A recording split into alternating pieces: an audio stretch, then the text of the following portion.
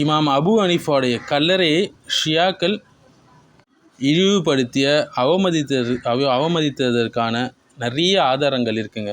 ஷியாக்கள் என்ன செஞ்சாங்க அப்படின்னு சொல்லி பார்த்தீங்கன்னா, ஷா இஸ்மாயில் 1508 சிஇயில் சம்மந்தப்பட்டவங்க. பாக்தாத் நகரை கைப்பற்றிய பின் ஷா இஸ்மாயில் என்ன செஞ்சார் அப்படின்னா, இமாம் அபு ஹனீஃபா அவங்களுடைய மசூதி மற்றும் மதரசாவை முற்றிலுமாக இடித்தார்.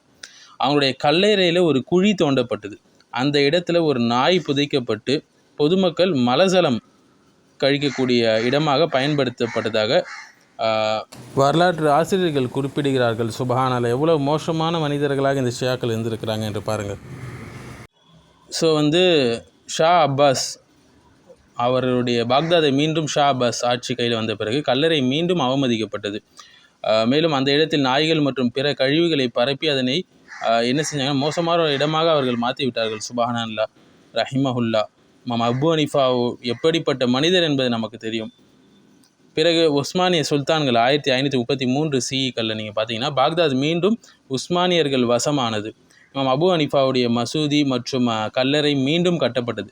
இடிக்கப்பட்ட மதரசாக்கள் மற்றும் தூய்மை காப்புரிமைகள் எல்லாமே மீட்கப்பட்டுச்சு. ஸோ சஃபவித் அவங்களுடைய காலகட்டத்தில் பாக்தாதில் உள்ள பெரும்பாலான சுன்னி மரபுகளை அவங்க அழித்து ஒழித்தாங்க. ஷியாக்கள் இந்த அளவுக்கு ஒரு மோசமான நபராக இருந்தார்கள்.